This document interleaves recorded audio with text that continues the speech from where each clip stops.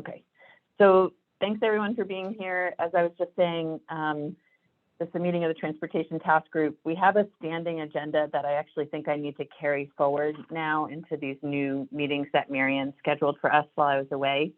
I'll do that, but we don't have an agenda posted right now for today's meeting. So since we don't, let's use this opportunity right now to put forward a few check-in items that we need to get through today and set some parameters around what we want to discuss with them, and then we can move forward. And so, Gina, you were just mentioning some circle up on public engagement and a check-in with the filing of the Advanced Clean Cars 2 and Advanced Clean Trucks. Andrea, I know everyone else has probably heard, but it'd be great just to hear an update on the release of the scope of work for the carbon reduction strategy and the timeline for that.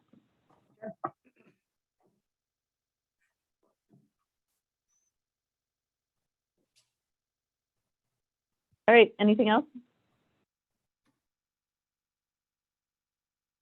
Megan, Megan and I did have an opportunity. Let's start with public engagement. And then, or actually, why don't we start with an update on the rule filing and then use that to frame the timeline around what the needs are for public engagement one more time so that we can understand how we want to frame that conversation.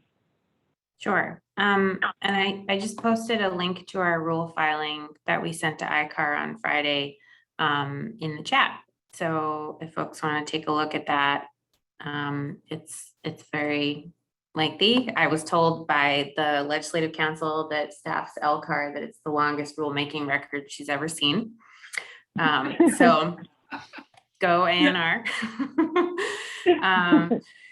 But yeah, I mean, there's a lot of really interesting stuff in there. And as we talked about, I think it was in this group last week, we updated the transportation gap analysis. I think Colin had walked you all through that. And so there's an updated graphic in the technical support document that's in the filing that shows kind of our updated analysis for that. And as we talked about last meeting, it's a little different from our original analysis in that the reductions that we expect to achieve by 2030 from these rules are unfortunately not as large as we thought they were going to be.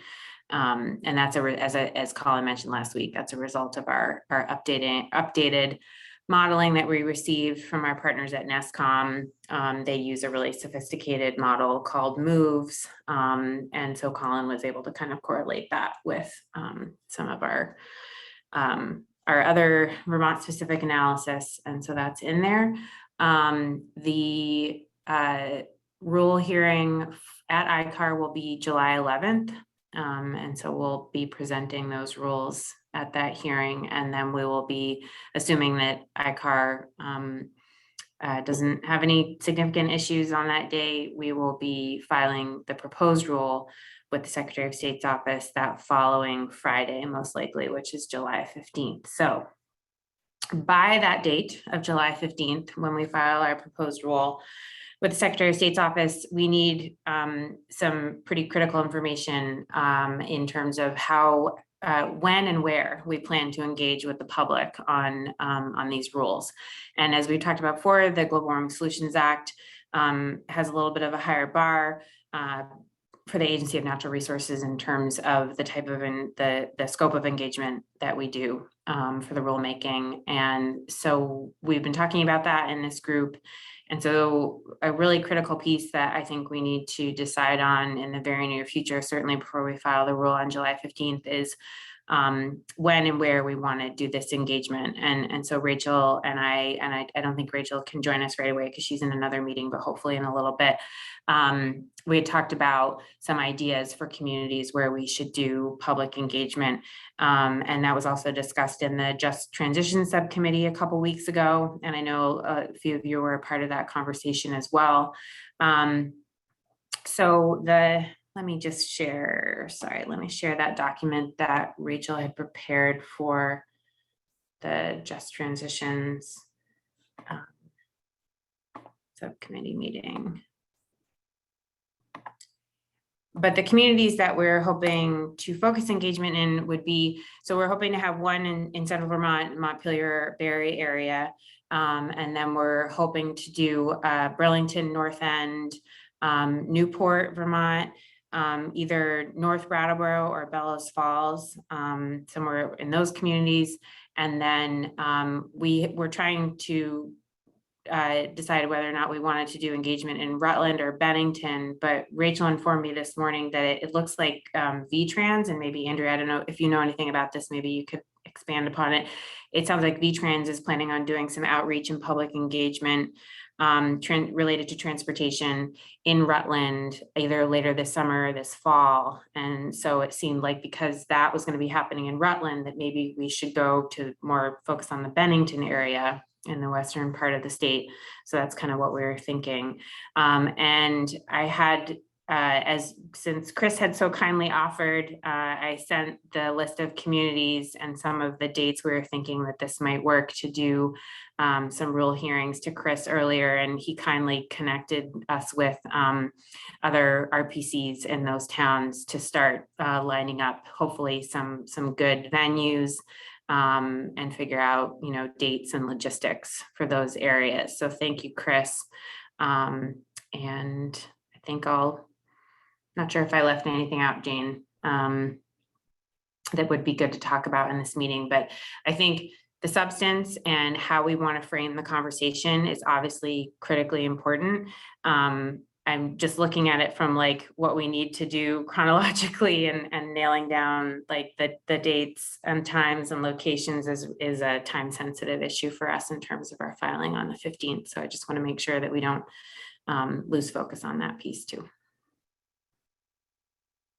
Yeah, Megan, thank you so much for that update. And I completely agree with you on that. And I guess my impression around like the conversation that we want to have at those meetings is at this point, we've sort of had those conversations sporadically, both here in this task group or in unorganized fashion, I should say, both here and then with Just Transitions. And my appreciation at this point in the time is that A&R should take the lead on putting together a proposal for an agenda for what those meetings would look like and the framing questions that we would ask, and then have a structured conversation with this task group and the Just Transition subcommittee for input on that agenda for those meetings. And so at this point, I kind of feel like we should just, as Megan alluded to, nail down the date and locations and be able to move forward with like compartmentalizing, getting that done, and then moving on to the agenda planning for those events in a more organized fashion. And Megan, I'll click on this now and look, but when we checked in briefly on those locations, I think, I'm not sure if you've updated it since then, but our intent would be also to provide an online component for an online session. Yeah, and I think that the meeting that we do in the Montpelier area could be hybrid, hopefully, especially if we do it like at the Pavilion building or something like that. We could do a hybrid type meeting for the Montpelier location, and then an additional, probably like virtual only event. That sounds great. Yeah, and just so for folks here, Marion and I just met, and both of us are willing to provide capacity administratively to help support setting up these meetings above and beyond what, if the RPCs, Chris, aren't able to actually do that. But what we've found with our other hearings and public engagement meetings is that the best thing to do is to have one person tasked with a community that we're trying to get a location for. And so that one person is trying to figure out the details for that specific location. And so both Marion and I are willing to provide that capacity so that we can either divvy that up with A&R or think about other ways. Go ahead, Gina. Are you talking about, making sure the door's unlocked and there's a bathroom versus how you're going to get people there and the time, working with an organization that has connections with with the public that you want there? Yeah, we're Are talking you- about like, what's the actual location? And are there gonna be chairs and a table? Yeah, power yeah, outlet, that's that kind of easy stuff. peasy. The hard part is at what time of day do you do it, how it's formatted, the outreach to get people there. That's all the stuff that's gonna fulfill the needs that are articulated in the Global Warming Solutions Act. I think it's, and which makes it way harder than just another hearing.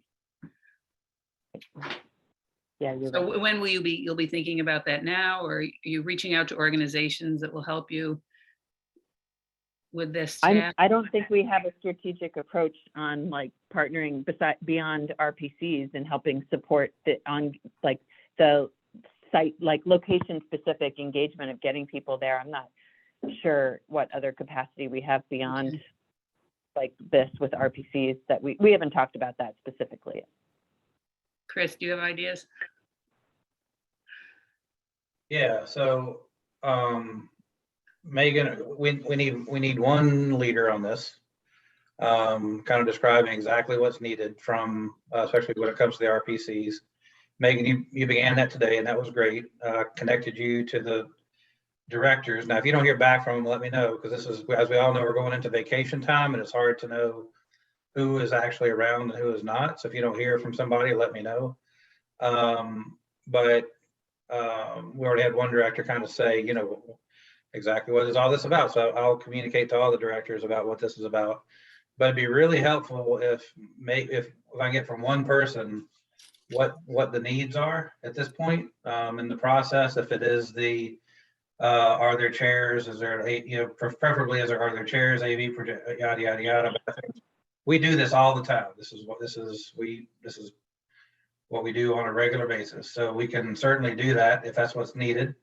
Jane, and Marion, if you'd rather do it, that is totally fine too. If you guys would rather have us focus on just getting people, getting word out into communities, especially through the towns.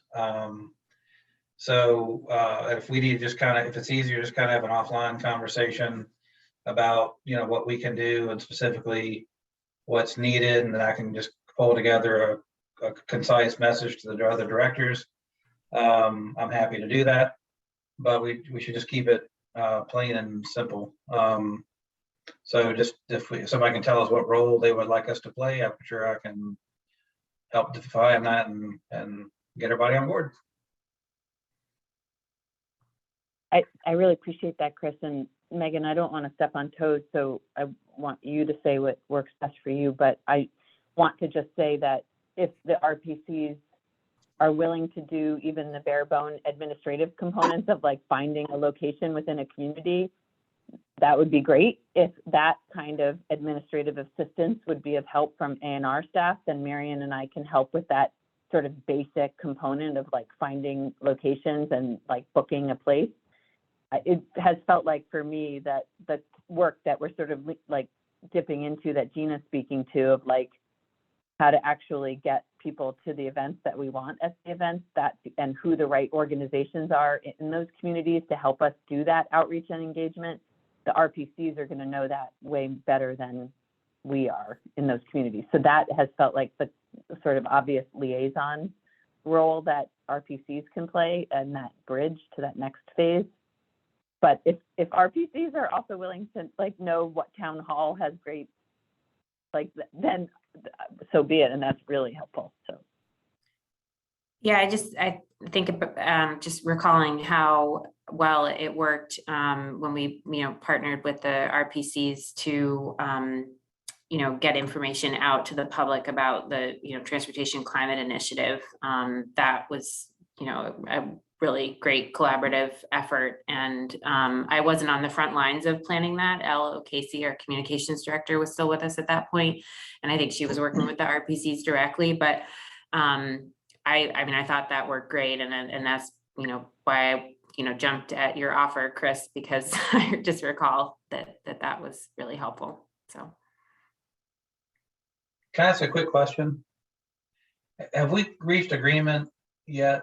I kind of lost track of the bouncing ball of whether or not the hearings are really going to be primarily hearings, and then there's going to be like another, not if not parallel, additional kind of general public outreach, because I recognize that the issue that the state has of conducting a public hearing per state guidance on how you do public hearings. And part of what we've talked about and what I've been raising is the need to kind of have more of a in-depth exchange, because if the way most public hearings go is it's an intake process, right? People tell you stuff, you don't respond. You kind of sit there stoically saying, thank you for your comment, next, which doesn't necessarily make people feel warm and fuzzy, but that's the nature of our hearings too. They're an intake process. It's not a debate or give and take. And of course, a lot of the people who come to these things are expecting some kind of exchange as opposed to just making a statement for the record and moving on. So the ones that we're talking about scheduling now, I gather these are primarily hearings, right? So, I mean, legally, they're satisfying the obligation of ANR holding rulemaking hearings pursuant to our Administrative Procedure Act. But, we have talked about expanding them to be not, the kind of typical formal hearing and being an opportunity for more robust engagement. And Jane, correct me if I'm wrong, but I think we are, remaining open to that at the expansion of the purpose of the meeting to go just beyond that kind of boring legal obligation. Because that'll be important. I think it'll be really important, especially if and I know we're not there yet, but when it comes to like what the outreach, the RPCs, or frankly anybody else is going to be providing, really setting the expectations about what's going to happen there very concisely, so that way people aren't surprised by what the outcome is. And so if it's some kind of hybrid hearing / discussion, that's great. I guess I was also just saying I would understand if that becomes awkward because of the nature of rulemakings. Yeah, I mean, I think we do legally, we have to provide people with the opportunity to make verbal comments that will go on the record of our rule that we are legally obligated to respond to before we go to the LCAR phase of the process. So we do need to make space for that legally, but as I said, I don't see why we can't expand it to be, more than just that legal obligation. Gina? Maybe this will come out when you sort of put the content together, but are we talking about the wide spectrum of all problems with transportation? Are we talking about everything that's in the Global Warming Solutions Act around transportation? Or are we talking about this rule, which is very specific and technical and nobody knows anything about except for us bureaucrats, for the most part? So we have to sort of frame up, and this will come later, what it is we want to inform people about and what would be helpful to hear from the public as we move forward on that. And you can't have that whole scale of topics because you'll just get lost, and you won't come out of it with anything worthwhile. So box checked, we got to get info, we got to get feedback on the rule. We have to be able to explain that in a simple and clear and non-legalistic, non-bureaucratic way. Then to what extent do we open up the conversation to these other really important issues, such as people who are transportation disadvantaged right now, which is huge and growing. To what extent do we talk about that? To what extent do we talk about transit service? To what extent do we talk about electric vehicle programs? We have to really kind of target it. We don't have enough time, and people want to talk about everything. So I'm just throwing that complication out there as we plan the content of these meetings and our priorities.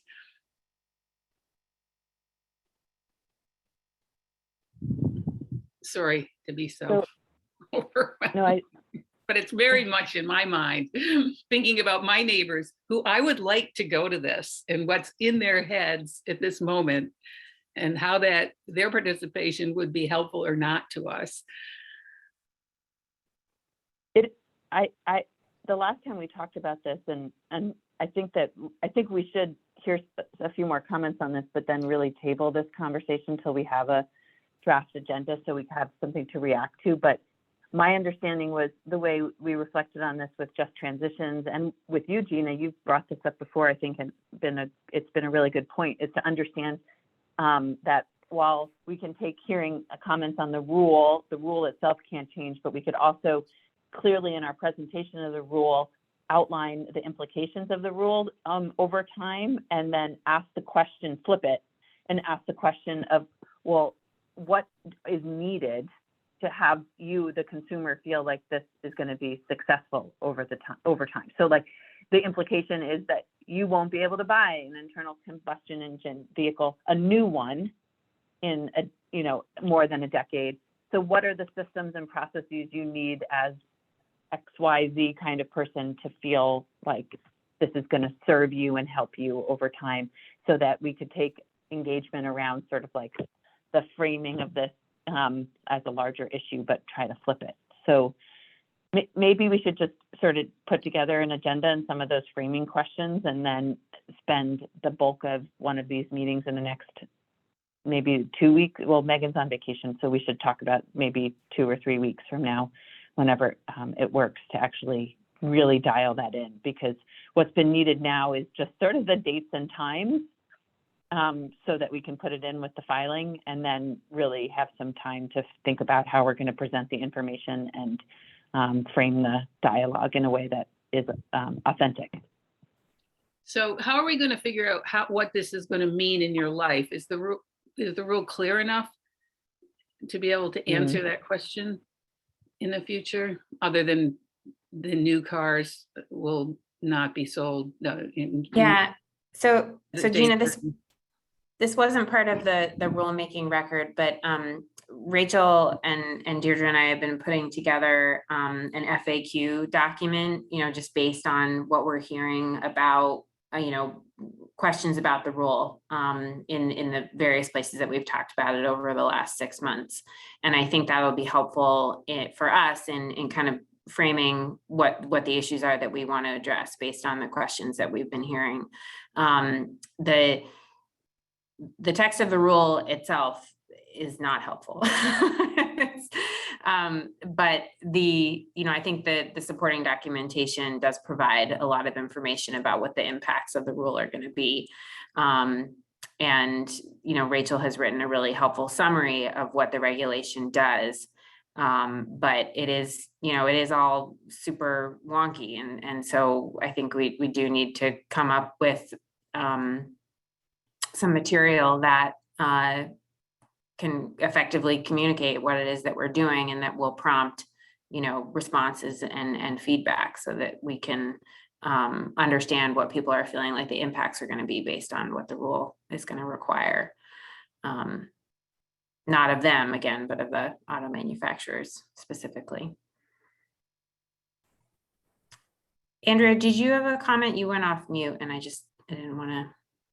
Yeah, I was just going to chime in because you asked about the outreach that VTrans is doing in the Rutland area, and that has to do with the transportation equity framework that we're working on. And so we're going to be engaging, I think, with it's either 4 or 5 different communities throughout the state on that, but it's not specific at all to climate or anything like that. It's really just comprehensive how the agency works with different communities, or how we should be working and how our engagement should work. So I just wanted to mention that, and then not to put anything off, but also through the carbon reduction program and the strategy that we're developing, we are definitely going to be doing some public engagement, or quite a bit of public engagement, in what we call our phase 2 when we're developing our carbon reduction strategy. And so we will be talking about all the different things like transit and what people need, and kind of comparing that to what it brings for carbon reduction too. So I just wanted to say that, like, not that it shouldn't be talked about before then. I don't exactly know when phase 2 will happen, but I just wanted to point that out.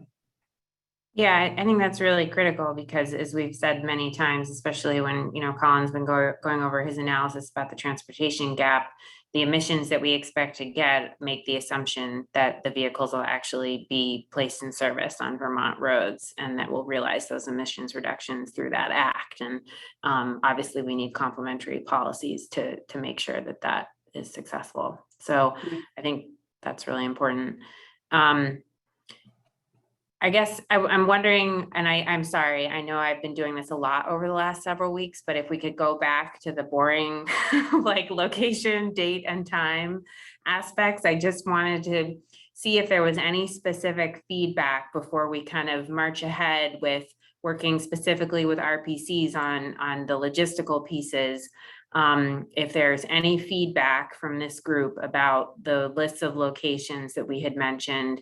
And then I also did put the dates that we were hoping to, again, those dates are not affiliated with any one location yet. Those are just the dates that we had set aside, understanding that we've gotten feedback, I think, from previous public engagement that Wednesday and Thursday tend to be better days. And those are the dates in September that we can have hearings and still meet our timeline for closing the comment period and then moving on to the next part of the process, which is going to the Legislative Committee on Administrative Rules. So that's kind of those are the dates we're thinking of. We are thinking of evening times for the hearings. And I know Jane, you and I hadn't talked about that specifically, but I think that had been the time of day that had been used previously in some of the other outreach for the climate action plan.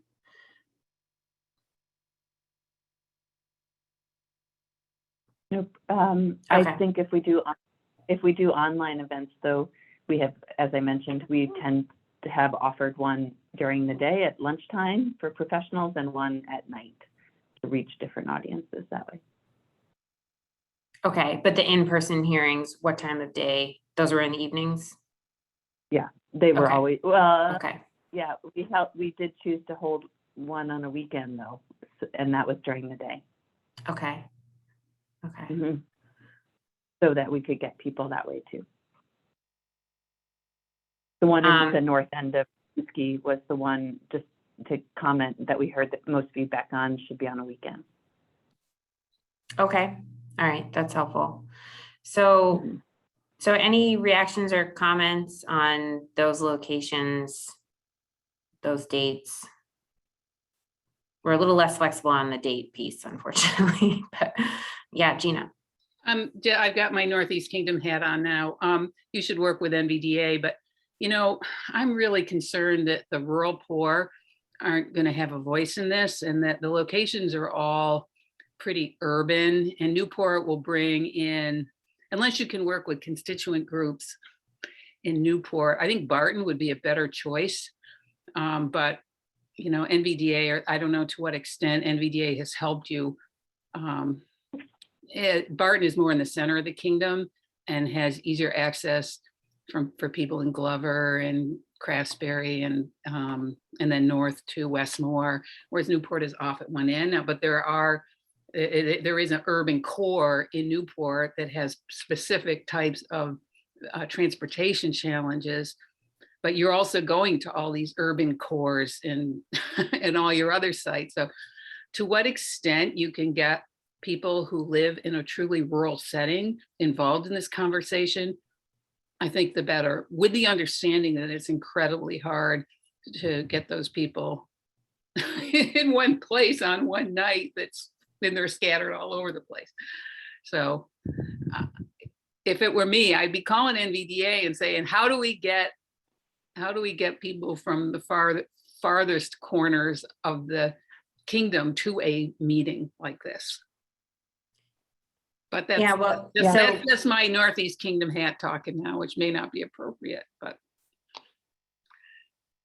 So Chris had just earlier today connected me with Dave at NVDA, and so I can follow up with him with that question, Gina. You can tell him he's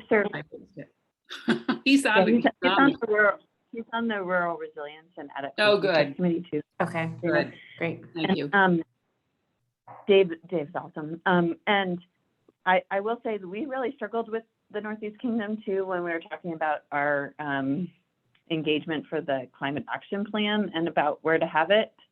And we settled on Island Pond, which is nowhere. Yeah. No, I know it is somewhere. It's hard to get yeah, there. it is nowhere. Yeah, but we actually had, it was one of our most Really? thoughtful, productive conversations. Oh, We good. actually had a suite of students who came to it though. Oh, which okay. was really interesting. Yeah, but I will say, I was curious about Newport too, as the location for the Northeast Kingdom, and just wondering, like, between Island Pond, St. Johnsbury, like, just sort of thinking about where and if we offer multiple, just because transportation issues in the Northeast Kingdom feel very different than elsewhere. I was going to read, maybe Megan, you've already said this to the group, but Rachel used the backbone of some other, of other research we've done about locations specific for frontline and impacted communities, and that's how we settled on these communities. Yeah, and it's in the link to the memo that Rachel put together. That that basis that Jane just mentioned is in there with a lot more detail. But that is how we arrived at Newport specifically, is looking at the overlay of those various tools.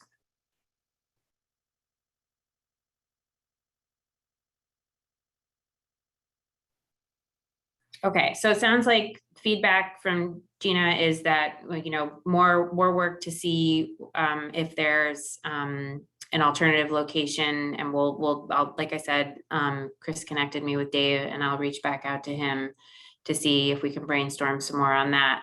Any other feedback on that before we move forward expeditiously with nailing down those locations? Yeah, just, Megan, you saw what I sent to Dave to explain what the topic is and frankly why it's important. I used some stuff out of From Rev. Yeah, that's good. We gave that to them. What's that? We gave that to them, so that's good. I was multitask, as I unfortunately do sometimes during meetings, but I grabbed what I could really quick, because there's kind of good plain English about what this would do. And most all the directors and staff, if they read it, will go, oh, okay. And, you know, not have to, but to my mind, I mean, I think the locations, the areas of the state that you've picked out make sense. I am happy to, like, just make all the directors aware that, you know, this subset of, this is, if it's okay, to kind of let them know this is the thinking about where the meetings will be held. These directors have already been put in contact with Megan, but by the way, this is why this is important, because we deal with a lot of stuff. And while I'm sure this is on radars, it's not, you know, we have a lot of things on our radar because we cover a lot of ground in the planning world. So I can get that to them. But Megan, once you kind of have a sense as to how I mean, I don't want to assume anything, how you think the meetings are going to go and how much ground they're going to cover and what the meetings will look like. That'll be, like I say, be really helpful for us to kind of help manage expectations.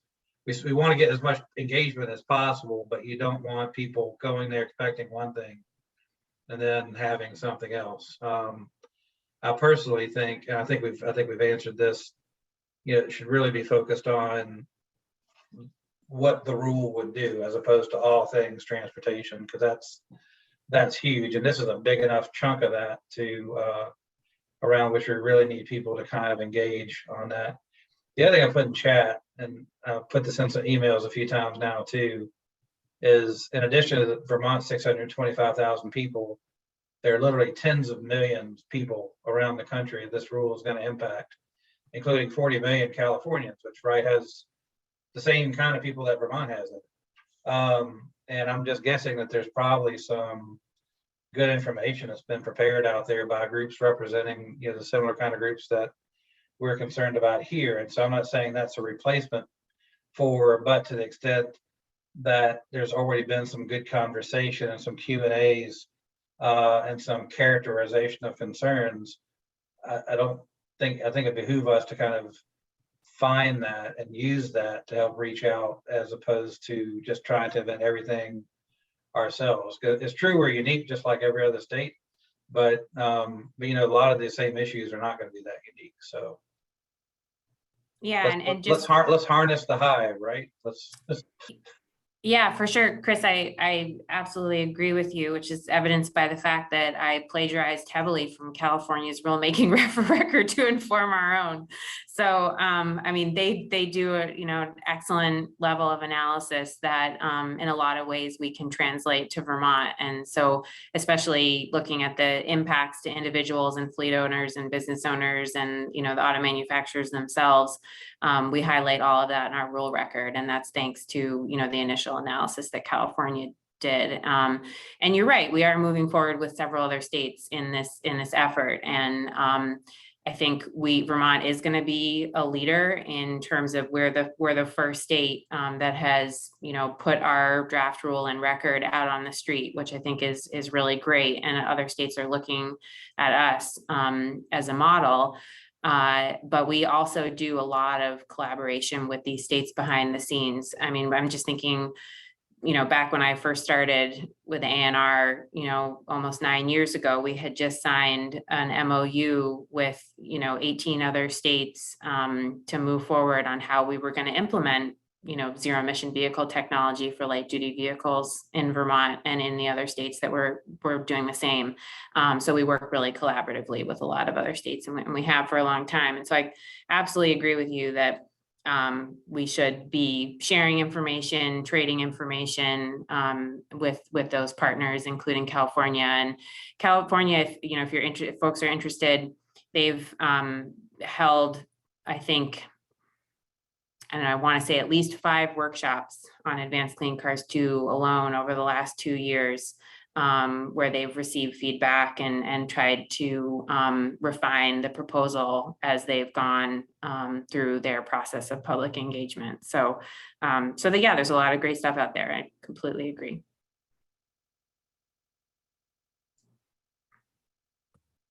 Rob, I see your hands up.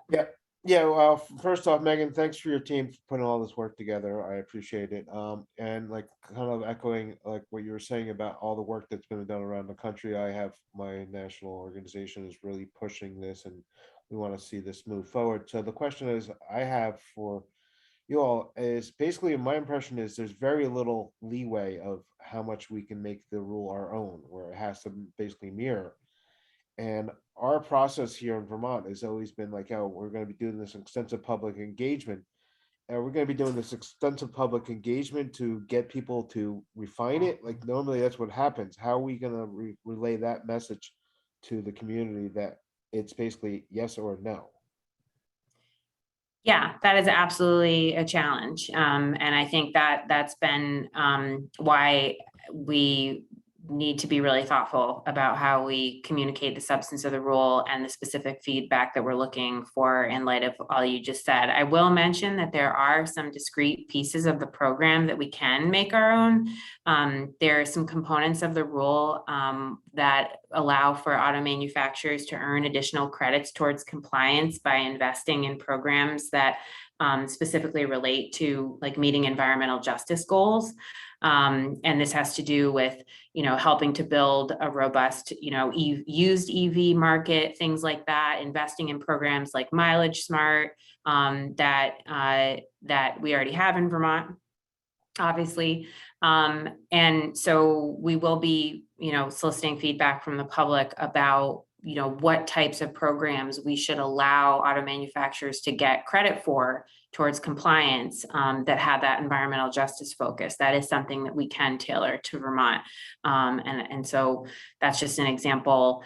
But you're right. There's really, you know, our rule has to be identical. That's federal law. So, you know, in light of that, and kind of just thinking of some of the themes that Jane was mentioning earlier about understanding from the public what it is that the public needs, knowing what's going to be happening, and that by 2035, if you go to buy a new vehicle, it's likely going to be a zero emission vehicle. You know, how can we help the public prepare for that? Yeah, and just Rob, for the benefit that the Global Warming Solutions Act actually spells out specific engagement that we need to do around rulemaking, and it's just kind of ironic that and that's the only component of the GWSA that speaks to public engagement. We didn't actually have to do any public engagement around the CAP, if the Climate Action Plan, except we knew we had to and should. But the GWSA has the specific requirements around engagement for rulemaking that is directed by the Climate Action Plan. And just ironically, the only rules that came out of the Climate Action Plan this iteration were to adopt Advanced Clean Cars 2 and Advanced Clean Trucks, and they happen to be rules that we can't really influence and change largely, except for what Megan just alluded to. So we're thinking about how to make this meaningful and important engagement, since we have to do it based on the law and want to engage with Vermonters around this issue, but make sure we're providing a space to actually hear from them in a way that will be, we can use that engagement and conversation to influence other components of work that we do down the line. And Andrea, I did know, unless maybe we can put a pin in this for a minute and just say that it sounds like we have the details around locations and dates, barring any additional changes or conversation we have. We'll use RPC planners that Chris has connected with us, or specific executive directors like Dave, to actually iron out locations. And Megan can know that Marian and I are on backup to play any administrative support roles for actually scheduling locations and dates, and specifically can help support with online Zoom meetings and registration and components for that component of the meetings. And then the next step will be for us to communicate with all of you a timeline for Megan and others to bring forward an agenda for those meetings, for us to have a more robust conversation about what the meetings will look like. And that will be at a forthcoming task group meeting. And then just before we lose Andrea, it would be great just if we could just move to the technical analysis and hear briefly from Andrea an update on that and timeline. Yep, I just pasted it into the chat, but under the carbon reduction program, which gives Vermont $32 million over the next 5 years, some of those funds will go towards projects that help to reduce emissions. And then part of the program calls for a carbon reduction strategy. And so we have just gone out with a scope of work to our consultants that we have on retainer. We put that out last week. Questions were due today. We hope to we will have proposals by July 15th and have a selection by the 22nd. So pretty quick turnaround for getting somebody on board to do an analysis, the analysis being in 2 phases. The first phase is to develop a methodology that quantifies the effects of our capital investments on carbon emissions. And then the second phase is that strategy that will, so once we understand what we have from our programs, doing an analysis of what we need to fill the gap with. And that strategy will be that part of it. And a little bit more on the timing of that. The phase 1 part needs to be done, that analysis of our capital investments.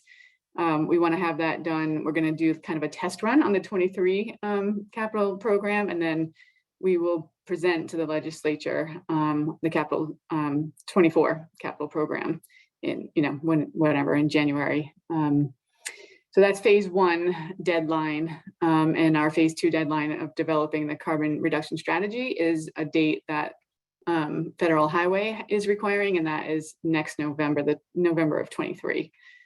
So that's our deadlines. Not to say that it couldn't happen sooner, but that's the latest those 2 phases can happen. And that's it in a very quick nutshell. Andrea, maybe this is too specific for the scope. Is there going to be a way to evaluate these benefits along with co-benefits, like health or addressing transportation disadvantaged people? Yeah, or the is it scope of, strictly going to look at greenhouse gas emissions? yeah, the scope of work does call for that sort of analysis. It does. Oh, Yeah. Yeah. Must have missed that or forgot it. Thank you. I'm pretty sure it does. Megan and Jane, you guys looked at it too. Well, the whole transportation task group has had a chance to see it now, but I remember the bullets of what it was looking at and co-benefits. And we will have we'll have a technical committee and an advisory committee. The technical committee will be probably more heavily involved in phase 1, but also involved in phase 2. And then the advisory committee kind of the opposite of that, definitely more involved in the strategy development. And so, the scope of work is the scope of work, but things can change as they need to based on the input from those 2 committees.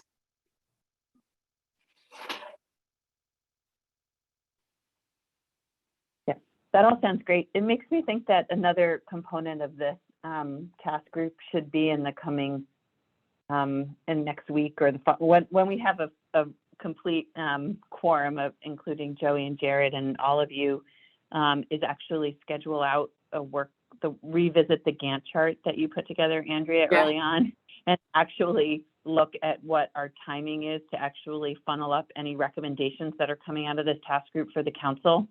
Because I know the biomass task group has done that with a timeline and expectation of when draft recommendations would need to be put forward, which is coming right up for them to actually go, need to make their way through the cross-sector mitigation subcommittee too. So we should think about that, knowing now what will happen with this analysis, what we're doing with rulemaking, and think about how we actually prepare the work to go to the subcommittee and then ultimately the council. Yep, I've been thinking about that Gantt chart for the last month or so, thinking, oh, we should update that. It's good to update these tools. Okay, and I've got a jet. Andrea, one more thing. I hope Yeah. Colin or Megan are on the technical advisory committee for the I hope project. so too. Oh, good. No, I'm that's the stating plan. the obvious. I'm stating the obvious. Thank you. Yeah, that's the plan for sure. Good. Yeah, and I'm sure Jane or Megan will also be involved in the advisory group and others. I'm meeting with Joe tomorrow to kind of get a draft outline of which group will have which players. Good. Yeah. Sounds great. Okay. Sorry to have to leave. No worries. Does anybody want to go back to the public engagement, or do we feel like we have a good plan for now?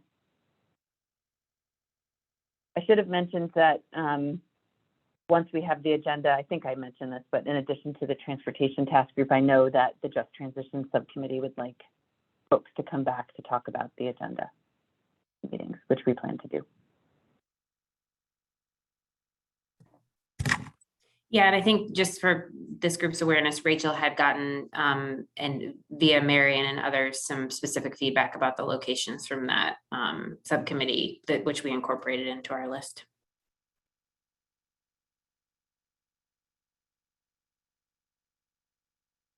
Anything else for today, or should we move to public comment?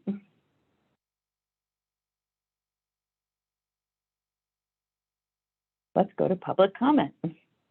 Rob, you made your comment, which was great during the right time, but if anybody else or you have another comment, please feel free to speak up.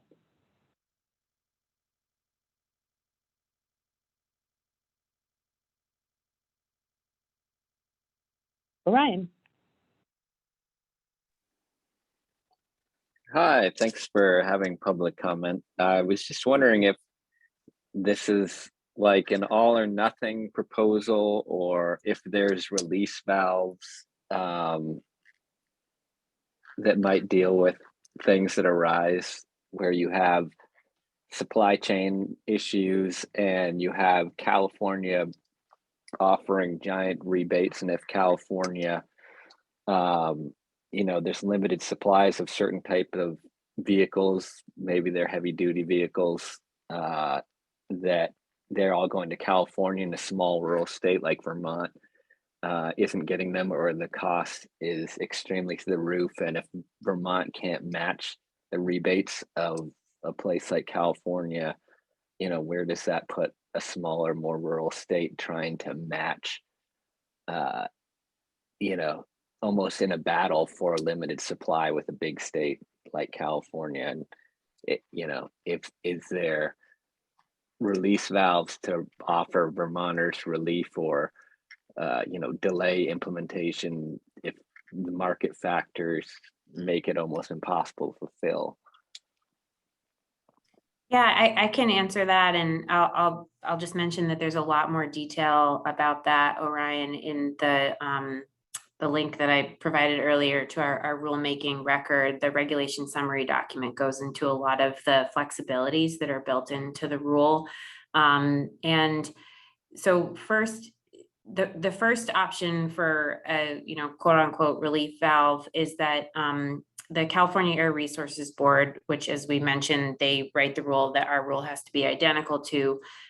They will do a review of their rules and their program periodically to take into consideration supply chain issues and other feasibility considerations.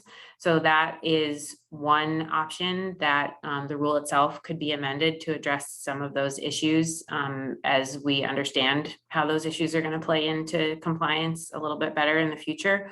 There are compliance flexibilities built into the rule for auto manufacturers to comply, and they have to do with meeting demand for electric vehicles in different states, as that demand is certainly going to vary across the states that are implementing the program based on the types of incentives that they have available and other types of issues like that.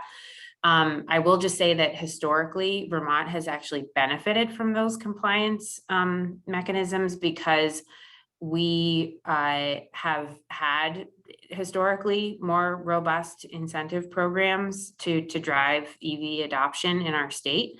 And so we've actually had an over compliance with the rule occurring for the current zero emission vehicle rule that's implemented in Vermont. I don't know how that's going to work in the future, because the pool of compliance that we will be in will now include the state of California, which wasn't the case in the program, or isn't the case in the program that we currently implement. Our pool of compliance is just with the eastern states that participate in the program. And so I think we stood a better chance at making out better with some of those programs. But as I said, that will change. So I think we'll have to see how that develops. But again, as I mentioned earlier, we really have to focus on the complementary policies that we need to put in place to support this rule and to make sure that these vehicles are purchased by Vermonters and placed in service here. That's going to be obviously a really critical component of the success of this rule, and it will also drive demand, which will hopefully drive auto manufacturers to deliver more vehicles than what is required to the state of Vermont to comply with the rule. So again, there's a lot more detail on those mechanisms in our regulation summary document in the rule record, but it's a really critical issue and something that we're certainly going to be keeping an eye on to see how it plays out.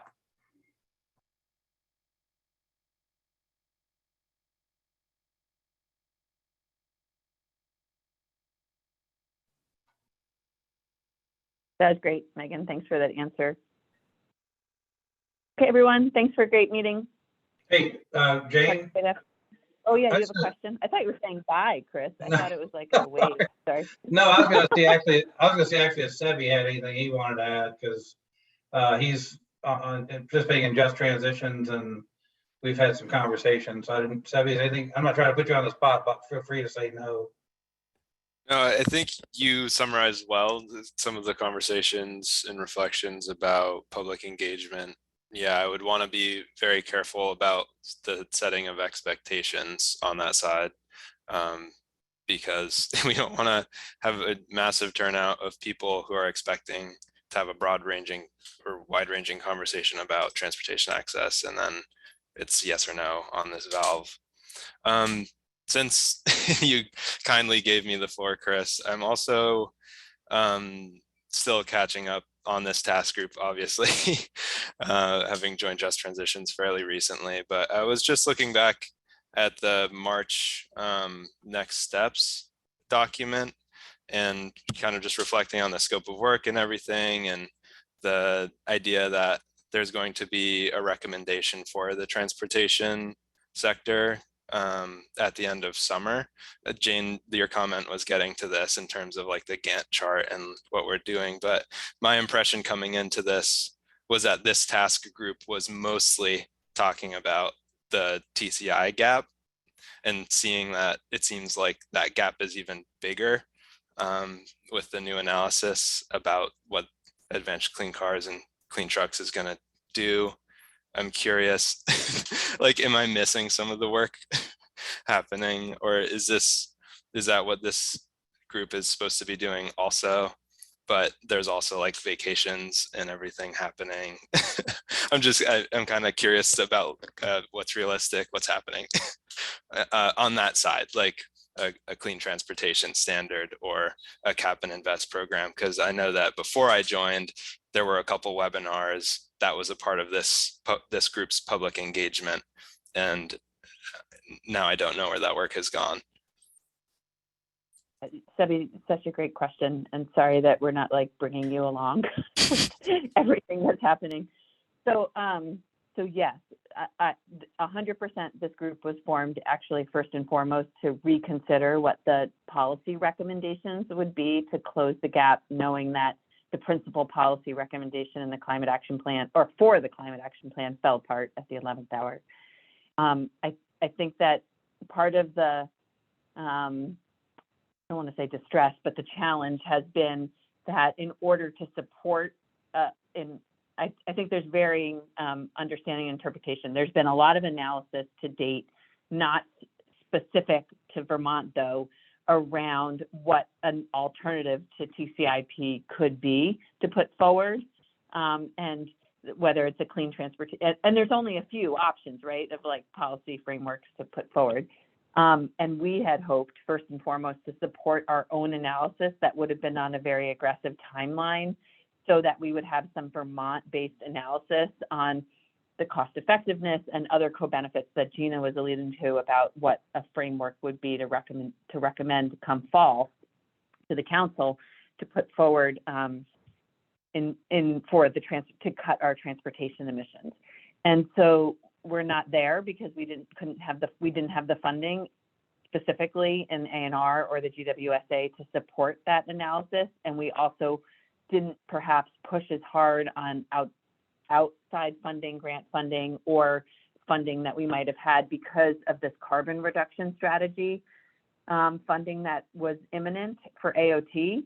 And so now that analysis that will tell us sort of really fine-grained what the current programs within AOT's capital budget could get us for emissions reductions, and then what that gap is, and what the best or most obvious policy recommendation to fill that gap is now on this timeline tied with the carbon reduction strategy for 2023. So a year from what we're committed to providing the council with an update on this.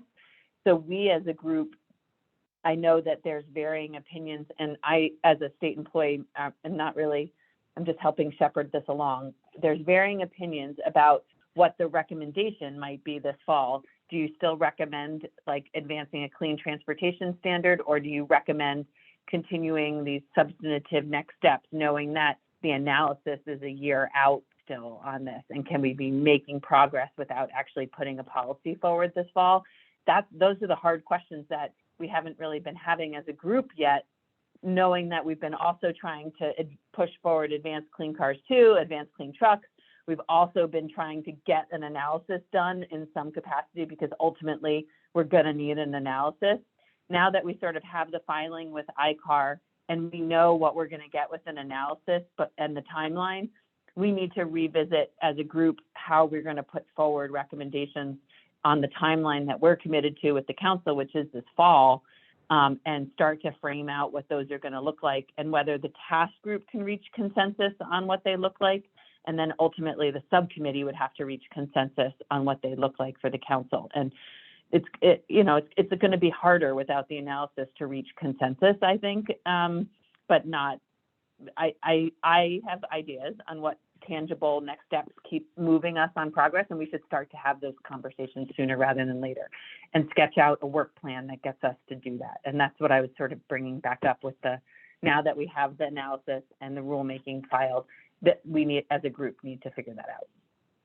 So let's do that and look at the Gantt chart at the next meeting, which sketched out a work plan to get us to those recommendations. That was what the point of the Gantt chart was a timeline for recommendations, and then analyze like what we're going to do and start to throw the spaghetti at the wall essentially on recommendations, knowing that we won't have the analysis and how to get there.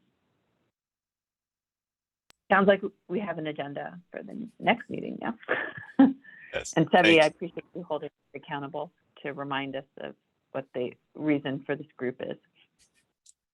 Yeah, thank you. I really appreciate that thorough walkthrough of that procedure, and thanks everyone for bearing with me and humoring my question and addition of an extra 5 minutes. I guess just to tie a bow on it, it just feels like it's also deeply relevant to the work of our Just Transitions subcommittee, because, you know, in theory with TCI, we would have raised a lot of funds that would have been able to be invested into things that would have made advanced clean cars and advanced clean trucks less burdensome. And so it's very much like all tied together, and just recognizing that the legislative session is going to happen whether or not there's a recommendation. Vermonters do want climate action. The clock is ticking. Yeah. So I look forward to that conversation when it happens. I think it's really important too. In addition to all the bottom line is there's a bunch of economic and data analysis that needs to be done, and we haven't figured out a way to support that work. We're working on it, and we're working hard, and we have those initial sort of introductory discussions with the public, which I think were really important. We're going to do a whole lot more of that, but at this point, we're really in search of a way to get the information we need to do the policy analysis. We don't have it.